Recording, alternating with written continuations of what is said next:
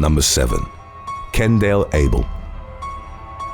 In the spring of 2020, Kendall Abel was arrested on domestic battery charges after his fiancée had accused him of beating her with a hammer inside their home in Indianapolis, Indiana. The brutal assault reportedly left the victim, 29-year-old Ashley Richardson, with several bruises down her back and arms as well as lacerations to her head.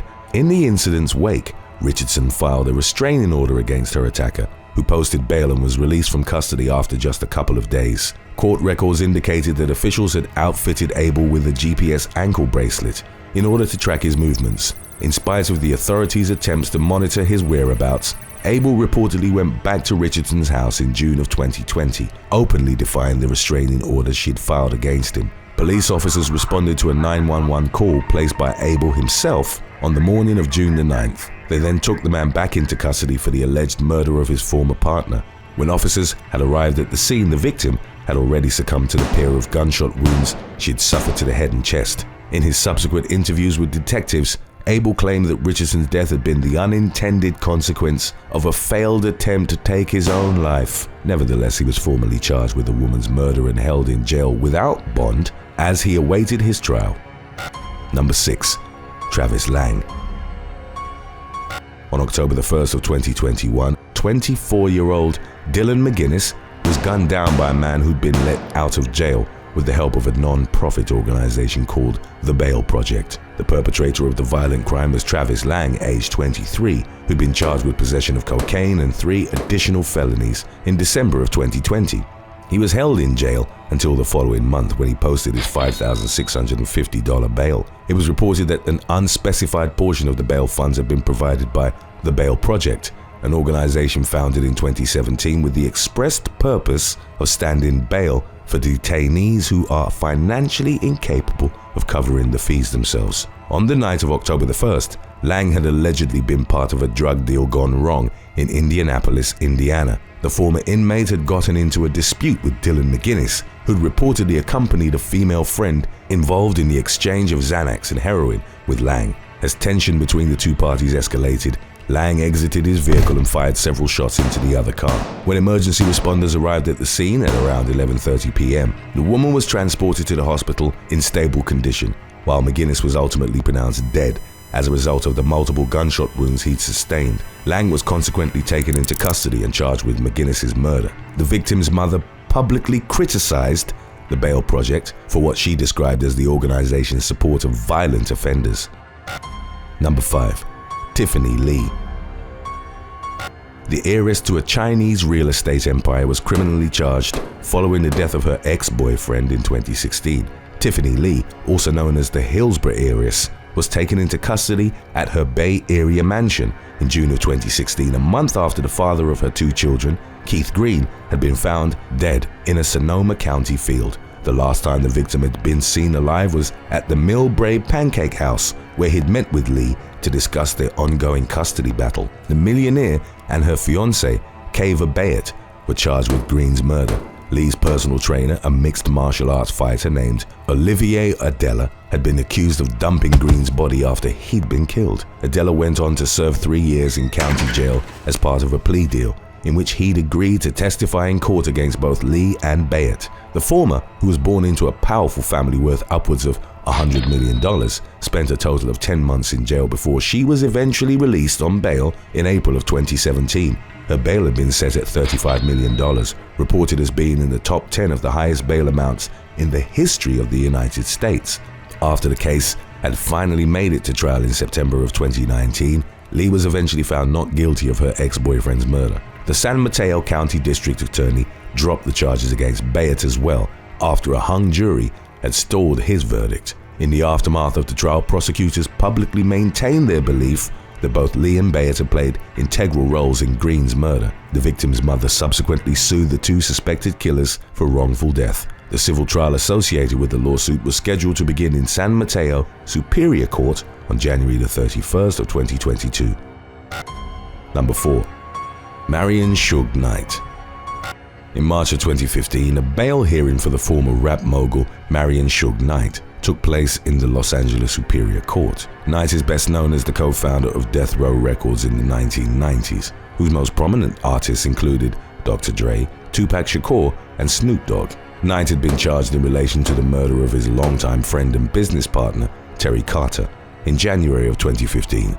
According to eyewitnesses, he'd followed Carter and filmmaker Clee Sloan to a burger stand parking lot after the trio had gotten into an argument on the set of the film Straight Outta Compton, a production based on the rap group NWA. As was captured by nearby surveillance cameras, Knight ran over the two victims with his vehicle, killing Carter and seriously injuring Sloan. The music executive appeared before Judge Ronald S. Cohen of the Superior Court on March the 20th. His bail was set at $25 million, an amount that his attorney claimed to be unfair and excessive. Upon hearing the judge's ruling, Knight collapsed in his chair, prompting two sheriff's deputies to rush to his aid. It was reported that Knight had hit his head on the defense table and consequently knocked himself unconscious. His bail was later reduced to $10 million, but Knight's subsequent request for it to be lowered further was denied. He was sentenced to 28 years in federal prison after pleading no contest to a charge of voluntary manslaughter in 2018.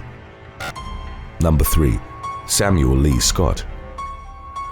A Missouri man was released from jail in April of 2019 after a non-profit group had agreed to stand bail for him. The individual was identified as 54-year-old Samuel Lee Scott, whose initial arrest had stemmed from a domestic violence incident in January, during which he'd allegedly struck his wife, 54-year-old Marcia Johnson. The victim had suffered injuries to her ear and cheekbone, and Scott was formally charged with misdemeanor domestic assault on April the 5th. According to the St. Louis Circuit Attorney's Office, Scott had also threatened to kill his wife because she'd planned to report the attack to the police. Upon his arrest, Scott was served an order of protection that prohibited him from being within 300 feet of his wife or from entering her home. 4 days later, the St. Louis chapter of the Bail Project donated the $5,000 that Scott needed in order to post bail. A short time after he'd been granted release, Scott went to his wife's residence where he reportedly beat her until she became unconscious. At 11 p.m. that night, Johnson was rushed to the hospital by a friend who'd found her battered and bloodied in her home, but the woman ultimately succumbed to her extensive injuries a few days later. Scott was taken back into custody and jailed on a $1 million bond after being charged with Johnson's murder. Today's topic was requested by Total01 and Lieutenant Ripley. If you have any other topics you'd like to learn about, subscribe and let us know in the comments section below. Number 2. Robert Durst. Texas real estate magnate Robert Durst was arrested in October of 2001 in connection to the killing of his Galveston neighbor, Morris Black. Although Durst was eventually acquitted of Black's murder in November of 2003, the millionaire faced further legal troubles when he was charged with bail jumping and tampering with evidence. The new set of charges reportedly stemmed from Durst's actions as he awaited the start of the trial associated with his neighbor's death. According to court records, Durst had violated the conditions of his bond by leaving the state of Texas after posting his $300,000 bail. Authorities eventually tracked him down to a roadside store in Pennsylvania, where he'd allegedly attempted to steal a sandwich. Following his acquittal in the murder trial, Durst remained in custody in relation to the bail jumping charges. The wealthy businessman subsequently received the largest bail ever set in the United States, when State District Judge Susan Criss placed it at $3 billion. Criss had justified the exorbitant amount by claiming Durst's previous bail jumping proved he was a legitimate flight risk. In August of 2004, Durst's bail was lowered to just $450,000. Following a hearing in a Texas appeals court, Durst was later sentenced to life in prison without the possibility of parole after being convicted of an unrelated murder in September of 2021. Number 1. Kevin Ewing.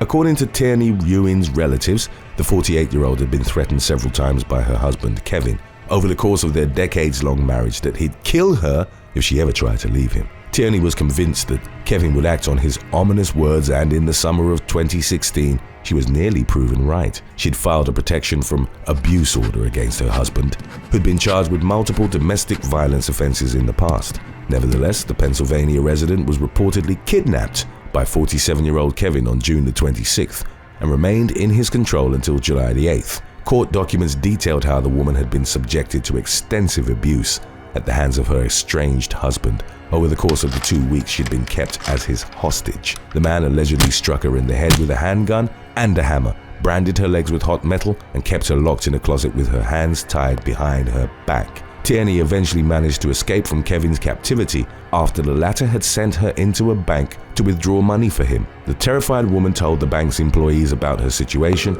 and the police were called to the scene, at which point Kevin was taken into custody and charged with multiple offenses, including kidnapping, aggravated assault, and terroristic threats. His bond was set at $100,000 by Judge Gary Gilman, who refused to increase the amount when prosecutors requested he do so. Kevin boasted bail 3 days after his arrest. He was subsequently equipped with an ankle bracelet which, according to the Associated Press, would send a notification to authorities if he left his house, but did not track his exact location. In late August of 2016, Kevin abducted his wife for a second time. State police found the woman's dead body at about 11 p.m. on August the 30th.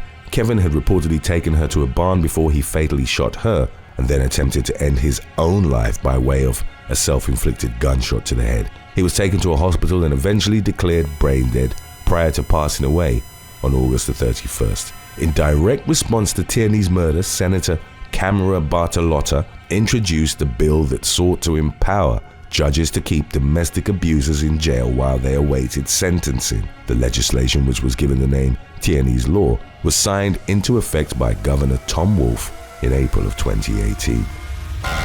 Thanks for watching. Would you rather personally post bail for a known violent offender or regularly donate to a charity that is secretly a front for the mob? Let us know in the comments section below.